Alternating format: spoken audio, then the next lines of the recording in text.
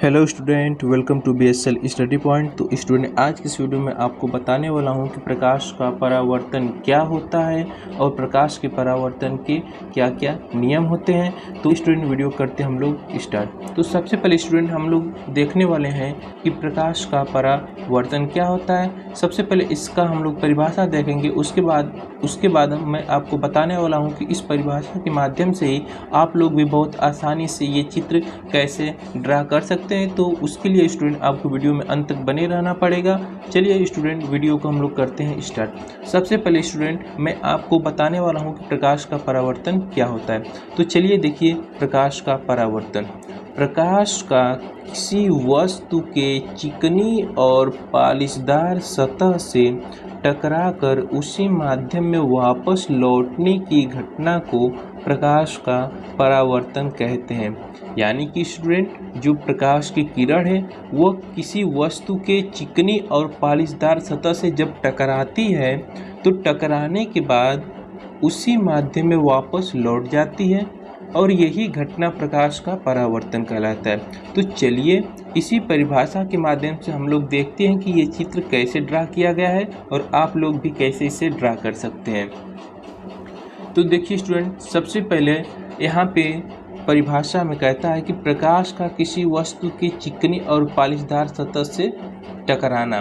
तो सबसे पहले स्टूडेंट, हम लोग क्या करते हैं कि एक चिकनी और पालिशदार सतह लेते हैं। तो देखिए स्टूडेंट, यहाँ पे एक चिकनी और ये पालिशदार सतह है। ये चिकनी और पालिशदार सतह है। इस सतह को हम लोग परावर्तक सतह भी बोलते हैं, क्योंकि स्टूडेंट जब भी प्रकाश की किरण जिस सतह से टकराती है उस सतह को ही परावर्तक सतह बोला जाता है। तो जिस प्रकार से कि स्टूडेंट की प्रकाश की किरण आए और किसी सतह से टकराए। तो देखिए, ये जो प्रकाश की किरण आ रही है, ये प्रकाश की किरण आकर इस सतह से टकरा रही है स्टूडेंट। और देखिए, टकराने के बाद यहाँ से वापस उसी माध्यम में लौट जा रही है जैसे कि वो आई थी। देखिए स्टूडेंट, यहाँ पे प्रकाश किरण ऐसे आई और इस परावर्तक सतह पे यानी कि चिकनी और पालिशदार सतह से टकराई और टकराने के बाद उसी माध्यम में वापस लौट गई और इसी घटना को प्रकाश का परावर्तन कहते हैं। अब चलिए, यहाँ पे जितने भी वर्ड लिखे हैं इसके मतलब भी तो पता होने चाहिए।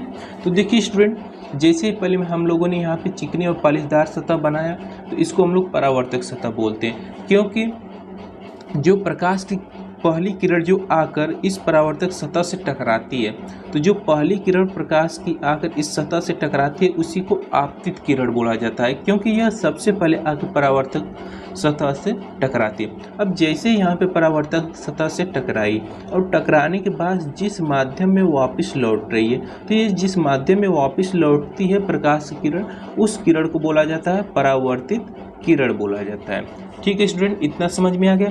उसके बाद मैंने यहाँ पे आपतन बिंदु लिखा है। तो जो प्रकाश की जो पहली किरण इस परावर्तक सतह के जिस बिंदु पे टकराती है, तो देखिए यहाँ पे इस बिंदु पे प्रकाश की किरण टकरा रही है, तो इस बिंदु को हम लोग स्टूडेंट आपतन बिंदु बोलते हैं।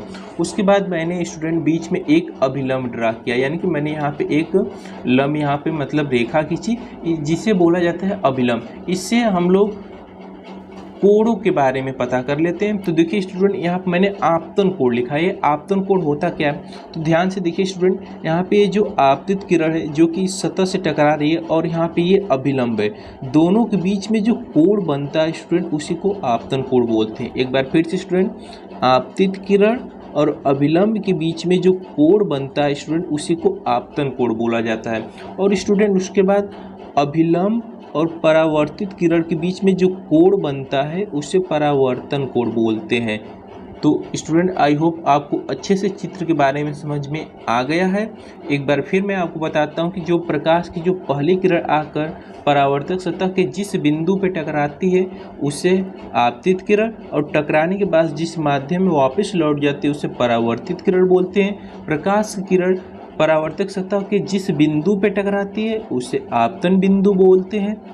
आपतित किरण और अभिलंब के बीच में जो कोण बनता है उसे आपतन कोण बोला जाता है। अभिलंब और परावर्तित किरण के बीच में जो कोण बनता है उसे परावर्तन कोण बोलते हैं। ठीक है स्टूडेंट, अब एक बार फिर से आपको मैं परिभाषा के साथ साथ चित्र को समझा दे रहा हूँ ताकि आपको प्रकाश का जो परावर्तन है उसमें किसी भी प्रकार का कोई डाउट न रह जाए और परिभाषा आपको बहुत ही जल्दी याद हो जाएगी। उसके बाद हम लोग चलेंगे प्रकाश के नियम के बारे में।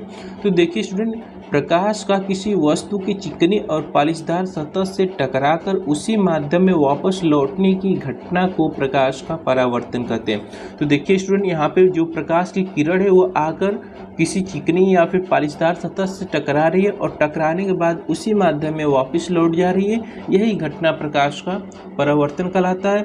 तो स्टूडेंट, आई होप आपको बहुत ही अच्छे तरीके से समझ में आया होगा, मैं आशा करता हूँ। चलिए मैं आपको आगे ले चलता हूँ परावर्तन के नियम के बारे में।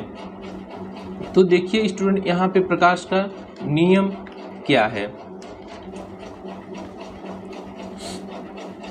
तो स्टूडेंट, परावर्तन के नियम, परावर्तन के दो नियम होते हैं, यानी कि स्टूडेंट जो परावर्तन है उसके कितने नियम होते हैं, तो उसके दो नियम होते हैं। तो चलिए सबसे पहले हम लोग देखते हैं कि प्रथम नियम क्या होता है। तो प्रथम नियम जो स्टूडेंट वो है कि आपतित किरण, परावर्तित किरण तथा अभिलंब एक ही तल में होते हैं। एक बार फिर से पढ़िए नियम, उसके बाद मैं आपको चित्र के माध्यम से इस नियम को समझाने वाला हूँ कि जो प्रथम नियम है परावर्तन का, उसमें है कि आपतित किरण, परावर्तित किरण तथा अभिलंब एक ही तल में होते हैं। एक ही तल यानी एक ही सतह पे होने चाहिए। तो चलिए मैं चित्र में आपको दिखा रहा हूँ कि जैसा कि प्रथम नियम कहता है कि जो आपतित किरण है और परावर्तित किरण है, ठीक है स्टूडेंट, एक बार फिर से, जो आपतित किरण है, परावर्तित किरण है और ये अभिलंब, तीनों एक ही तल में होनी चाहिए। तो यहाँ पे देखिए स्टूडेंट, तीनों एक ही तल में है कि नहीं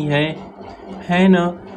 देख लीजिए एक बार फिर से कि आपतित किरण, परावर्तित किरण और अभिलंब तीनों एक ही तल में होनी चाहिए। तो यहाँ पे देखिए जो परावर्तक सतह इसके एक ही बिंदु पर एक ही तल में स्थित है कि नहीं है, स्थित है स्टूडेंट, यानी कि प्रथम नियम आपको समझ में आ गया। अब चलिए हम लोग देखते हैं द्वितीय नियम के बारे में स्टूडेंट की द्वितीय नियम क्या है। तो द्वितीय नियम है प्रकाश के परावर्तन का कि आपतन कोण का मान हमेशा परावर्तन कोण के मान के बराबर होता है। यहाँ पे देखिए स्टूडेंट, आपतन कोण को हम लोग I से, परावर्तन कोण को R से दर्शाते हैं। तो यहाँ पे आपतन जो कोण है उसका मान हमेशा परावर्तन कोण के मान के बराबर होगा, यानी कि कोण I बराबर कोण R। इसको चलिए हम लोग चित्र में इसको भी समझते हैं। तो देखिए स्टूडेंट, यहाँ पे ये जो चित्र है इसमें बोल रहा है कि जो आपतन कोण है और परावर्तन कोण है, इन दोनों के मान आपस में बराबर होंगे। वो कैसे, तो चलिए समझते हैं। जैसा कि स्टूडेंट यहाँ पे जो आपतन कोण है, यानी कि जो आपतित किरण आ रही है, इस अभिलंब के साथ मिलकर 40 अंश का कोण बना रही है। कितने अंश का स्टूडेंट, 40 अंश का। तो जाते वक्त परावर्तित किरण जो है वह भी अभिलंब के साथ 40 अंश का कोण बनाएगी। एक बार फिर से समझते हैं स्टूडेंट कि जो आपतित किरण है इस अभिलंब के साथ आते समय 40 अंश का कोण बना रही है, तो परावर्तित किरण जाते समय अभिलंब के साथ भी 40 अंश का कोण बनाएगी। तभी तो स्टूडेंट कोण I बराबर कोण R होगा, यानी कि जितना I का मान होगा उतना ही R का मान होगा। तो स्टूडेंट मैं आशा करता हूं कि आपको प्रथम और द्वितीय नियम दोनों समझ में आ गए होंगे। एक बार फिर से मैं आपको रिपीट कर देता हूं प्रथम नियम। तो स्टूडेंट प्रथम नियम क्या है कि आपतित किरण, परावर्तित किरण और अभिलंब तीनों एक ही तल में होने चाहिए। तो स्टूडेंट यहाँ पे तीनों एक ही तल में है। उसके बाद स्टूडेंट जो है कि आपतन कोण का मान जितना होगा उतना ही परावर्तन कोण का मान होगा, यानी कि आपतन कोण का मान हमेशा परावर्तन कोण के मान के बराबर होगा, यानी कि जितना आपतन कोण बनाएगा उतना ही परावर्तन कोण का भी मान होना चाहिए। तो स्टूडेंट मैं आशा करता हूं कि आपको प्रकाश का परावर्तन और इसके नियम बहुत ही अच्छे तरीके से समझ में आए होंगे। तो स्टूडेंट अगर आपको वीडियो अच्छी लगी हो तो वीडियो को लाइक कर दीजिएगा और चैनल पर नए हैं तो चैनल को सब्सक्राइब भी कर लीजिएगा। अब मिलते हैं नेक्स्ट वीडियो में, तब तक के लिए जय हिंद।